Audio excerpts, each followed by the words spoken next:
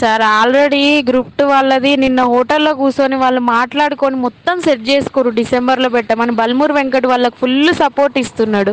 DSC వాళ్ళకు ఎవరు దిక్కులేరు. అసలు డిఎస్సి వాళ్ళు ఈ గవర్నమెంట్కి ఓట్లు వేయలేదు అన్న. ఎంత అన్యాయం చేస్తుంది చెప్పండి మీరే.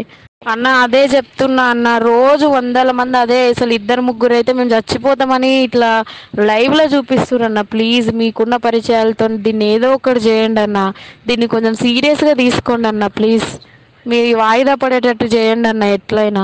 ఇది అసలు సీఎం దగ్గరికి కరెక్ట్ ఆధారాలతోని వాళ్ళు కరెక్ట్ ఇన్ఫర్మేషన్ ఇస్తలేరన్న. ఇస్తే అవుతుంది, వాళ్ళు ఇవ్వకనే ఇదంతా జరుగుతుందన్న. ప్లీజ్ అక్కడికి చేరేటట్టు చేయండి అన్న ఏదైనా ప్లీజ్. నేను నిజంగా తాగడానికి రెడీ అయినా అబ్బా. మీరు ధర్నా చేస్తే మీ ధర్నా ముందర అందరి ముందరే తాగుతా నేను. ప్లీజ్. అసలు ఏం చేయాలో కూడా అర్థం కావట్లేదు సార్. అసలు ఏది ఆలోచన కూడా రావట్లేదు నాకైతే.